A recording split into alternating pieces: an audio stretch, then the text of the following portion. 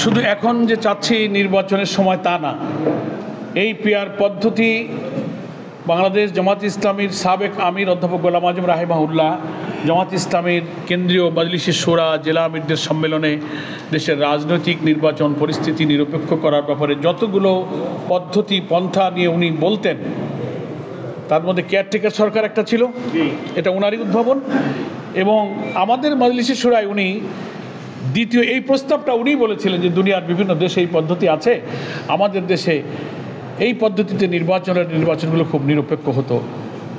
আমি নিজে সে সমস্ত সভা সম্মেলনে উপস্থিত থেকে ওনার এই বক্তব্য শুনেছি।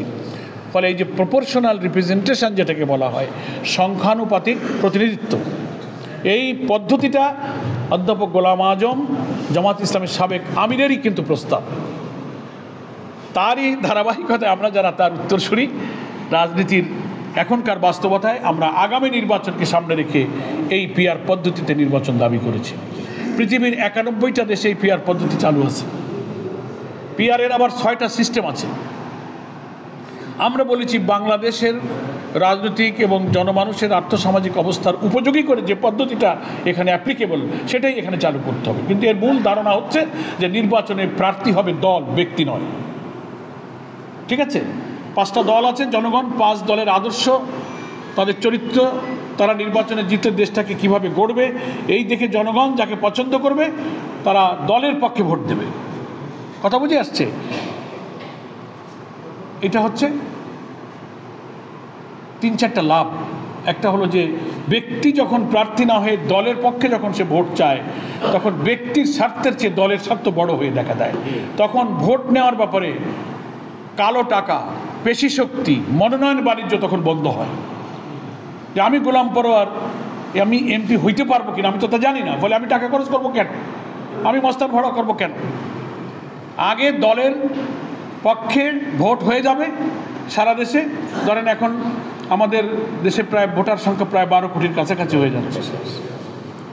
ভোট গণনা হবে, কাস্টিং ভোটের গণনার পরে দেখা যাবে যে জামাত ইসলামী টোটাল কাস্টিং ভোটের কত % আমরা পেয়েছি, অন্যান্য দল কত পেয়েছে। According to ratio of vote, 300 আসনের পার্লামেন্টে ওই রেশিও অনুযায়ী পার্লামেন্টের আসন ভাগ হবে। আমি যদি একটা আসন পাই, কোনো দল, যত ছোট দল হোক, একটা আসনও যদি কোনো দল,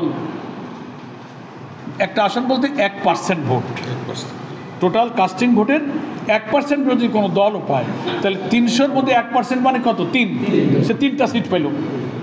আমি যদি 30% ভোট পাই, তাহলে আমি 90টা সিট পাবো। ভোট গণনার পরে দেখা যাবে যে 5টা দলে অমুক 30%, অমুক 20%, অমুক 40%, অমুক 21%, এই পার্সেন্টেজ অনুযায়ী 300 আসনকে ওই দলগুলোর মধ্যে ভাগ করা হবে। দল উইল নমিনেট দেয়ার এমপি। দল ওই প্রার্থীদের, আমাকে 30টা এমপি দিয়েছে, আমি 40 জন এমপি পেয়েছি, দলের কেন্দ্র নির্বাচন কমিশনে সেই এমপিদের তালিকা দিয়ে দেবে। তাহলে কি হলো? এখানে ব্যক্তির স্বার্থ থাকলো না, দলের স্বার্থ থাকলো। এতে কালো টাকা, পেশি শক্তি, মনোনয়ন বাণিজ্য, টাকা কোটি কোটি দিয়ে মনোনয়ন পাওয়ার এই খেলা কিন্তু তখন আর চলবে না। বাড়তি লাভ হলো প্রত্যেকটি ভোটারের ভোটের মূল্যায়ন হলো। আমি 1.5 লাখ ভোট পেয়ে জিতলাম, 1000 ভোট কম পেয়ে একটা লোক হেরে গেল, তাহলে ওই যে 1,49,000 লোক যে তার ভোট দিল, সেই ভোটের কোনো মূল্য হলো না। ভোটার এত মূল্যবান জিনিস। রাষ্ট্রপতি, প্রধানমন্ত্রীর ভোটের যে দাম, ঠেলাওয়ালা, রিক্সাওয়ালার ভোটেরও কিন্তু সেই দাম। তাহলে আমি এত লোক ভোট দিলে আমার ভোটের কোনো দামই হলো না। লোকেরা ভোট দিয়ে বাড়ি আসে, আমরা গ্রামে শুনছি ভোট পৌঁছে গেছে। কি হয়েছে? ভোট আমারটা পৌঁছে গেছে। পৌঁছবে কেন? এই আনুপাতিক প্রতিনিধিত্বের সিস্টেমে কারোর ভোট পৌঁছবে না। যত % ভোট পাও, according to ratio of percentage, তুমি 300 আসনের সেই অংশ পাবা। তাতে হয় কি, ক্ষুদ্র ক্ষুদ্র সব দলের, সব গোষ্ঠী, স্টেক হোল্ডারের একটা প্রতিনিধিত্ব নিয়ে রাষ্ট্রটা পরিচালনার ক্ষেত্রে জনগণের অংশীদারিত্ব কিন্তু নিশ্চিত হয়। এটার নাম হচ্ছে পিআর পদ্ধতি। কথা বুঝেছেন?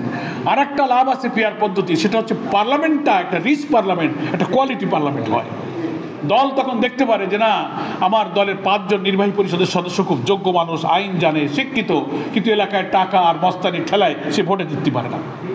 এরকম বহু নেতা, শুধু জামাত নয়, অনেক দলে বড় বড় ভালো ভালো আইনজীবী, প্রফেসর, ডক্টর, ইঞ্জিনিয়ার, বড় আলেম আছেন, যার টাকার জোর নেই, যার মস্তানি নেই, সে এলাকায় যাইতে পারে না, থাকে ঢাকায়, কিন্তু নির্বাচন এলাকায় গেলে ওই স্বল্প শিক্ষিত টাকাওয়ালা মাস্তানের ঠেলায় ভালো লোকটা জিততে পারে না, ওই লোকটা জিতে দেয়। আসেন এরকম বহু লোক দেখলাম।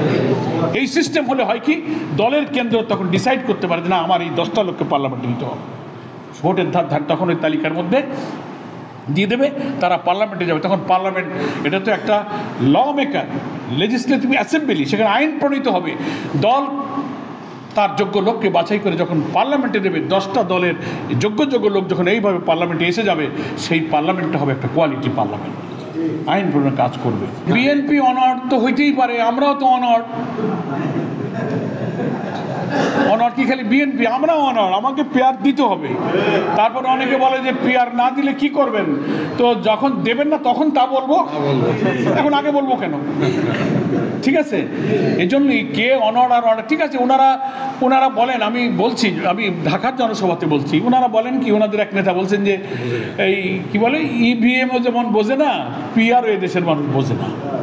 আজব ব্যাপার। আর ইভিএম তো একটা মেশিনের নাম রে ভাই, এটা দিয়ে ভোট দেওয়ার একটা পদ্ধতি। এটা হলো আপনি টিপ দেবেন, হলো দাড়ি পাল্লায় চলে যাবে নৌকোয়। এই প্রকৃতভাবে ইভিএম তো বাতিল করে দিয়েছে আমাদের দেশের মানুষ, নাকি বলেন? তাই সেই ইভিএমের সাথে আর এই পিআর হচ্ছে একটা ইলেকট্রাল সিস্টেম, আপনি এটার সাথে মেশিনের তুলনা করেন কেন? বাঙালি কি বোকা? সব সময় খালি হাইকোর্ট দেখালি হয়? এই কারণে আমরা বলি যে কে অনার থাকলো আর থাকলো না, that is not our lookout. আমরা আমাদের ন্যায্য দাবি তুলে ধরেছি, হয় এই নির্বাচনে মানতে হবে, মানবেন না এই চর্চা থাকবে, আলোচনা হবে। কেয়ারটেকারও আমাদের দাবি একসময় মানতে চায়নি, কেউ বলেছে না এ হয় না। কেউ কি নিরপেক্ষ হয়? কিন্তু শেষ পর্যন্ত সেই গোল দুধ খাওয়া লাগছে। গোল দুধ বোঝেন? আমার ওদিকে গোল দুধ খেলা আছে না, ছাইসে ধরতি বল, গোল দুধ ঘাড় বেঁকা, ঘাড় টানালে বলতে চায় না, যখন আর পারে না, একবারে নেতায় কেলায় পড়িছে, কয়টা গোল দুধ তমচে ছেড়ে দেয়। আসে না দিকে আমাকে তো গোল দুধ কেয়ারটেকারের ব্যাপারে জাতি গোল দুধ খাইছে 2-3 ইলেকশনের পরে খাইছে। এখন আদালতে, পার্লামেন্টে সব জায়গায় আলোচনা হয়, এটা এখন বাতিলও করেছিল, ফ্যাসিস্ট এটা বাতিল করে দিক চলে গেছিল, সেটা আমরা কিন্তু আবার পুনরুদ্ধার হয়ে আদালত দ্বারা এটা তত্ত্বাবধায়ক সরকারের বিধান হয়েছে। তো এখন আপনারা না বলতেছেন, এই জাতি একদিন ইনশাল্লাহ পিআর পদ্ধতি গ্রহণ করবে। এই জন্য কি এটা অনর আর অনর না তাতে আসে যান। আমরা যে দাবি জাতির কাছে দিয়েছি, আমরা এটার উপরে শক্ত থাকবো ইনশাআল্লাহ। সবাই ভালো থাকবেন। আসসালামু আলাইকুম ওয়া রাহমাতুল্লাহি ওয়া বারাকাতুহু।